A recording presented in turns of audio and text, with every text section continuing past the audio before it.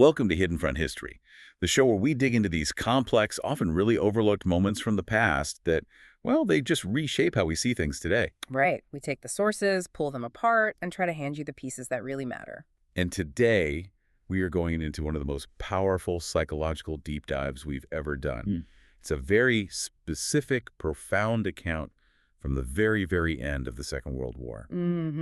We're looking at a moment where total war ideology, this belief system that propped up a whole nation through unbelievable sacrifice, it didn't just bend, it completely snapped. The setting alone is just so full of contradictions.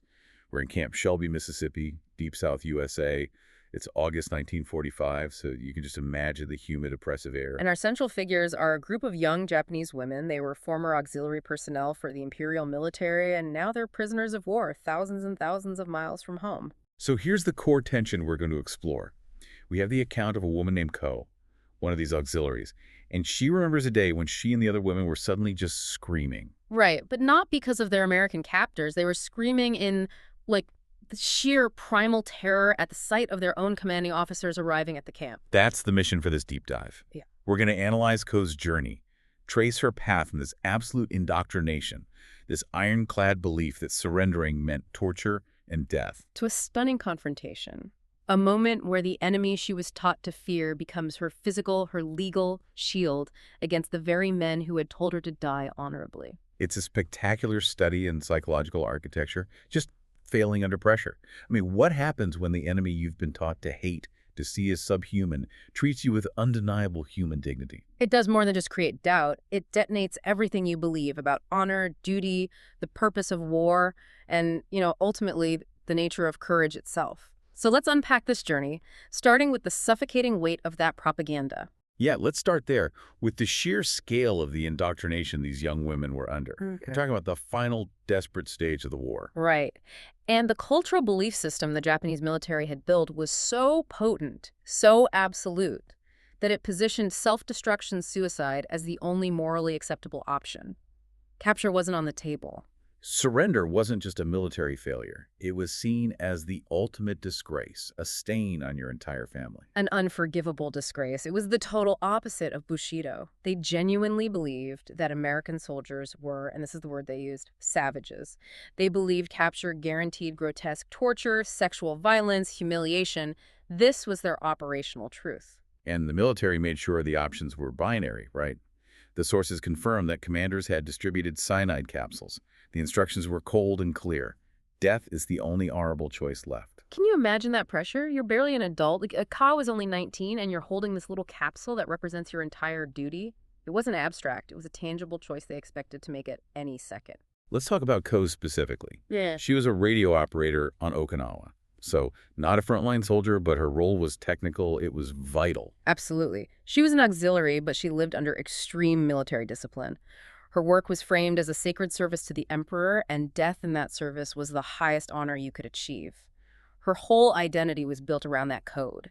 And this is exactly where that first seismic crack appears. Not with some huge event, but with a tiny momentary failure. Right. In the chaos of the final stand, Ko has that cyanide capsule in her hand. She can feel its weight. She's ready to do her duty. But her hand just wouldn't move. She freezes. We don't know why. Shock, maybe a subconscious will to live, but she doesn't take it.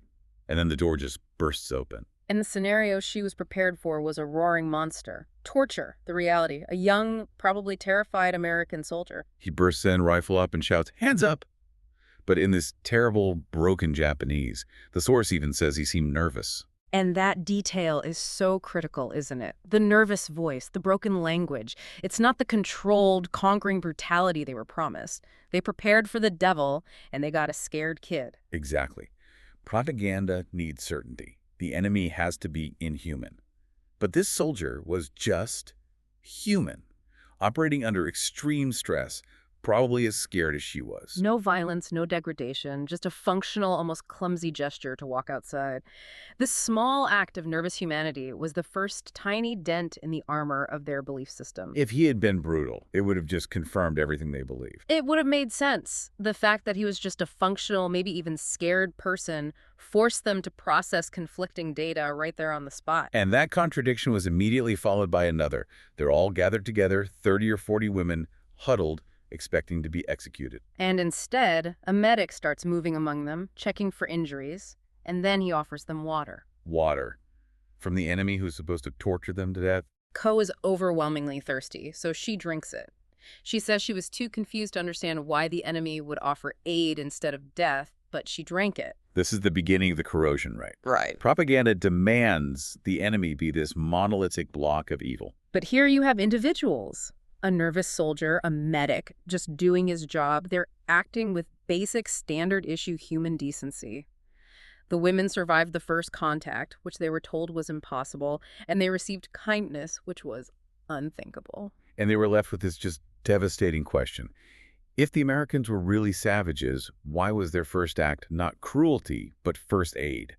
It's a question you can't answer inside the ideological framework they were given. So that initial shock of capture then gives way to this prolonged shock of the journey itself. Yeah. The 2-week transport across the Pacific is where the ideological collapse really starts to pick up speed. Yeah, because they are confronted day after day with material evidence that just contradicts everything they'd been told, everything they'd sacrificed for. The journey itself must have been terrifying. Seasick, watching your home disappear, heading toward a country you only know through this lens of absolute hatred. A country they were told was weak, starving, and crumbling under the might of the Japanese military. But death didn't arrive. Logistics did. That's a great way to put it. Cole remembers being given these trays piled high with rice, meat, bread, canned goods, food they hadn't seen in months. Starvation was rampant on Okinawa by the end. And suddenly the enemy is providing abundant, high-quality rations. This is what you call the abundance paradox. Exactly, and the source notes this internal debate starting up. A nurse, Yuki, is clinging to the old ideology, whispering that the food must be poisoned. They're just going to kill us slowly. It's the only way her mind can make sense of the kindness. It has to be a trick. But Ko is just overpoweringly hungry. She eats the strange meat, the soft white bread. And she doesn't die. In fact, she starts to gain weight. This small, repeated act eating and surviving is a daily, undeniable refutation of their entire sacrifice. If America is supposedly starving, how can they afford to waste food on 40 enemy prisoners? It proves two things immediately. One, American logistical power is overwhelming. And two, the claim that the U.S. was on the brink of collapse was a massive strategic lie. And that realization that they were sacrificing their lives for a cause built on lies. Yeah. That must have created this quiet internal anguish is way worse than any physical torture. Right. And this leads directly to the next shock, the geographical one, when they reach the U.S. coast. The physical site of San Francisco delivers an absolute ideological knockout blow. Cole looks through a porthole and sees the Golden Gate Bridge.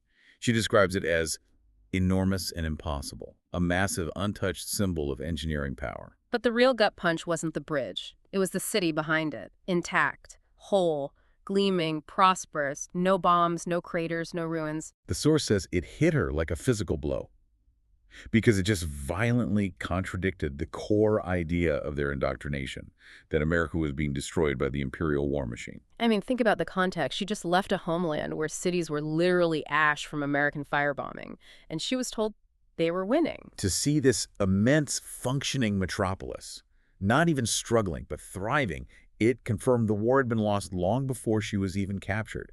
It wasn't just losing a battle, it was losing reality itself. And for someone like Ko, a technical operator, seeing that intact industrial capacity must have been even more profound. This city represents unlimited resources, untouched factories. It's visual proof that the whole strategic rationale for the war was fraudulent. The emotional weight of that revelation must have been immense. It shifts the shame. The shame is no longer in surrendering. The shame is realizing your loyalty was manipulated for a doomed cause. And the physical evidence just kept coming. They're put on a bus, driven south and east toward Mississippi. And the landscapes she sees are things she can barely process. You have to remember the Japanese experience of physical space. It's densely populated, geographically constrained. Rationing space is normal. And the bus journey shows her the sheer vastness of America. Fields stretching to the horizon, pastures larger than entire Japanese villages. It's an abundance not just of food, but of sheer physical capacity. The source calls it casual and overwhelming. That word casual is so important. It wasn't a show of wealth. It was just the default state of the country. And the civilians. They were taught to expect violence, rocks, insults. And instead, they mostly just stared Some curious, some looked sad. The expected barbarism never materialized. Another data point that undermined the propaganda. So by the time they reached Camp Shelby, Mississippi, they had witnessed a complete inversion of reality. They were prisoners, yes, but they were already free from the prison of belief. Exactly. They arrive carrying this crippling realization. Everything they were told was a lie. This puts them in a state of profound disorientation. They still fear what's next, but now they know their own leaders betrayed them. And that fear immediately focuses on the first order of business at the camp, getting cleaned up. Which brings us to Section 3, Camp Shelby, the place that should have been a house of horrors. Right. The order for dousing, for showers, immediately triggers absolute terror. For these women, modesty is paramount. The idea of being stripped naked in front of enemy men, it's a culturally catastrophic act of shaming. Worse than death. They must have been expecting the worst kind of open room public delousing designed specifically for humiliation. But the American military, and this is key, was adhering to regulations. And in doing so, they provided a twist of profound respect that just shattered their expectations. They're led inside, and they realize the staff is only female American personnel, no men. The showers aren't open rooms, but private stalls. Private stalls, hot water. And then there's the final, almost absurdly human detail. Soap that smelled of lavender. Lavender soap. That detail is so powerful because it's so completely non-military. It's domestic. You can't associate the scent of lavender with savagery. It instantly breaks the abstraction of the enemy. And Ko is standing under this hot water, something she hasn't felt in months, with this lavender soap. And the source says she felt something break inside her, but not in relief. It was a terrifying realization. This was the opposite of cruelty. And that decency was somehow worse because it meant everything she had believed was wrong. Let's unpack that. Why is humane treatment worse than cruelty in that moment? Because cruelty is easy. It validates your sacrifice, your hatred, your cause. If the Americans had tortured them, Ko could have died believing she was a righteous victim of savages. But decency forces you to accept a much harder truth. The enemy isn't evil, which means the decision to die was unnecessary. The shame flips entirely. It's no longer shameful to have surrendered. It's shameful to have believed the lies that demanded your death. Right. And that night, after being given simple cotton dresses and led to clean barracks with sheets and pillows, total luxuries, they whispered in the dark. They prepared for torture. They found clean sheets. And that small comfort was the most terrifying thing of all, because it confirmed their world had collapsed. They were safe, but that safety came at the cost of every value they'd been raised to cherish. And this normalization just keeps going. Ko is assigned clerical tasks in the camp administration building. Her supervisor is Mrs. Patterson, a civilian working for the War Department. The setting itself, a mundane office job, must have further blurred the lines. Communication was difficult. Mrs. Patterson spoke no Japanese, Ko almost no English, but Mrs. Patterson was just patient. She had taught Ko how to use a typewriter, how to organize files. And the source is really clear on this interaction. Mrs. Patterson treated her like a person learning a job. Nothing more, nothing less. No interrogation, no judgment. Just basic human instruction. Think about how destabilizing that is. You're supposed to be an enemy combatant being psychologically broken, but instead you're being patiently mentored by a civilian woman on how to file paperwork. So these weeks at Camp Shelby create this internal stalemate. The women are now divided. Some, like Nurse Yuki, still insist it's all a trick. They're being fattened up for the slaughter. They can't let go of that ideological security blanket. Others swing to the opposite extreme. America is purely good. Japan is purely evil. Simpler answers are easier to handle. But Ko understood the complexity. She couldn't accept either extreme, but she couldn't deny the physical evidence. She was gaining weight, sleeping without fear, not being abused. They'd found this strange sanctuary, a bubble of safety built on the enemy's adherence to rules. But that bubble, well, it was about to burst. Yeah, Section 4. The arrival of the Old World Order. Word spreads through the camp. Male Japanese prisoners of war officers and enlisted men are being transferred to Camp Shelby. And Ko feels this visceral clenching in her stomach. The American guards were a known quantity now. They were safe. But the male officers, they represented the return of the old hierarchy, the old discipline, the code, the shame. They were terrified the men would judge them, that they would demand they finally uphold the values that dictated suicide. Exactly. The American guards wisely housed the two groups separately, strictly prohibited interaction. But the women could feel their presence and they just waited in dread for the inevitable confrontation. That contact comes after the war officially ends. The camp commander allows the two groups to gather for an optional Catholic Mass. When the women arrive, the men are already there, standing stiffly. Ko scans their faces and sees they are hard, judgmental, looking at the women with barely concealed contempt. Their survival was an indictment. The male officers were trying to reclaim lost authority by enforcing shame on the female auxiliaries. The mass was just the setting for the judgment. When it ends, Lieutenant Tanaka, an officer, steps forward. Even in the plain prisoner uniform, he just radiates military bearing. His voice cuts through the silence. Women of the Empire stand at attention. And that command just activates years of conditioning. Some women snap to attention, others freeze. Tanaka starts walking toward them, flanked by other officers. And he begins his accusation.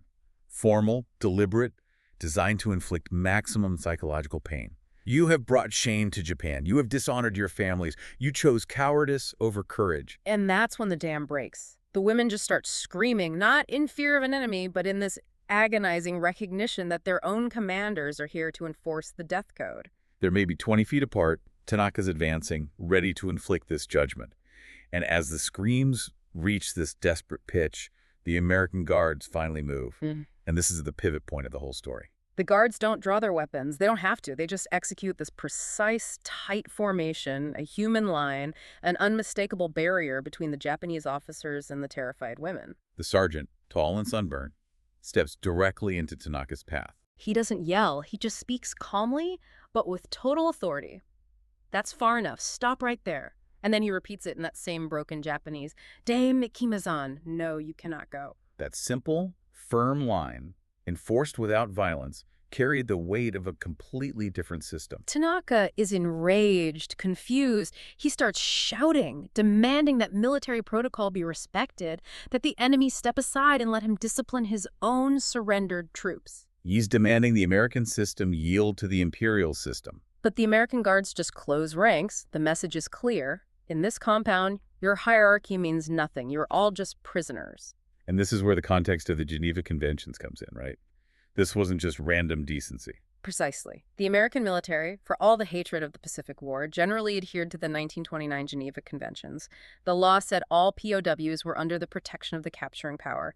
It was about separating civilization from barbarism. So the guards were just following procedure. They were. And the camp commander arrives, gets the story from the sergeant, and walks straight up to Tanaka. And his words, through a translator, are just monumental.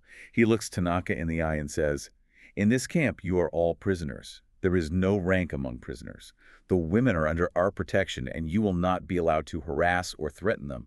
That ruling is the complete annihilation of Tanaka's identity. There is no rank among prisoners. His entire world of authority is rendered meaningless by the enemy. He's forced to retreat, humiliated. And for Ko, watching her commander, the man who embodied the code that demanded her death, being physically blocked by the enemy, that's the moment that crystallized something. The screams stop. There's just this terrible silence, and the sergeant speaks his broken Japanese again, offering a new truth. Safe. You are safe. No one hurt you. This confrontation showed Ko that the Americans were following a higher, more protective set of rules than her own leaders. It meant survival wasn't cowardice. It was the foundation for a different kind of courage. After that, separation was even stricter. The internal debate among the women shifted completely from, is this a trick, to what does honor really mean? The dichotomy was inescapable. The enemy protected them. Their own commanders threatened them. And Ko's life at the camp continues. Her English slowly improves through her work with Mrs. Patterson, and this is where the personalization of the enemy becomes truly powerful. Mrs. Patterson starts sharing things, photos of her husband in Europe, her sons, normal human details. War requires you to keep this mental firewall. The enemy is a concept, a monster. But when that monster brings you a picture of her kids and asks if you've had enough tea, that distance you need for hate just becomes impossible to maintain. Ko admits this connection felt like a betrayal too, but a different kind. A betrayal of the abstraction needed to wage war. And then she gets confirmation from thousands of miles away, a letter from her mother in Tokyo. She's alive. And the letter contains this one profound sentence. The Americans here are not as we were told. Wow. The daughter in an American POW camp and the mother in American-occupied Tokyo, both reaching the same conclusion independently. It just reinforces the truth. The propaganda was a lie, and basic, inconvenient humanity is harder to suppress than any war machine. Then came Christmas. The decorations, the chaplain talking about peace. And the small gifts from the guards, candy bars, oranges, it was just another confirmation that this is not how enemies are supposed to treat each other. It forced them to accept their worldview was too simple. As spring 1946 approaches, they get the news. They're being repatriated. They're going home. And instead of joy, it's met with profound anxiety. Yeah, why the anxiety? They feared returning to a land of ruins, sure, but mostly they feared the social judgment. They had survived, which was still seen as a failure. Some of them admitted they preferred the strange sanctuary of Camp Shelby. In the camp, they were just prisoners, protected by law. Going home meant facing a society that would judge them for the crime of survival. The farewell with Mrs. Patterson just encapsulates the whole transformation. As Ko is leaving, Mrs. Patterson gives her a dictionary, a tool for her future. And the inscription she wrote inside is just breathtaking. It said, "For Ko, who taught me that enemies are just friends we haven't yet met, with hope for your future." That sentiment, from a civilian who saw past the uniform, it transcends the entire war. They exchange a bow of mutual respect. Ko carries that dictionary back to a defeated, occupied Japan. Her family is alive, but struggling. Her father, fearing the worst, asks if she was mistreated. And Ko, with the weight of the lavender soap and the commander's ruling behind her, just says, "No, I was not mistreated." But it's her mother who offers the ultimate validation. She sees the weight of Ko's survival in her eyes and says softly, "It must have been very difficult to survive when you have been told not to. Survival is its own kind of courage." That's the sentence that frees her. It reframes her entire experience from failure to one of profound personal strength. Ko uses her English, thanks to Mrs. Patterson, to get work with the occupation forces. She survives, but she rarely spoke of Camp Shelby because Japanese society didn't want to hear about enemy kindness. It complicated the narrative they needed to heal. It took her decades to fully grasp what happened in that courtyard. The American soldiers, by blocking Tanaka's path, used the rule of law to show basic humanity. And that adherence to protocol was the moment Ko realized she was truly free, not just from captivity, but from the prison of belief. The officers like Tanaka represented a dead world, and the enemy had just rendered their authority meaningless. So to wrap this up, it's this stunning story about the courage it takes to choose life over an honorable death. And the shocking realization that their own commanders demanded death, while the supposed savage enemy insisted on their humanity. Ko realized the greatest victory was simply choosing to survive and learn. Which leaves us with a final provocative thought for you, the listener. If the most profound truth you ever learned about courage and honor came from the hands of your enemy, how would you define honor going forward? And what rules or systems in your own life, personal, professional, ethical, force you to be, as Ko realized they were, better than your anger when confrontation inevitably comes? Something to think about until our next deep dive.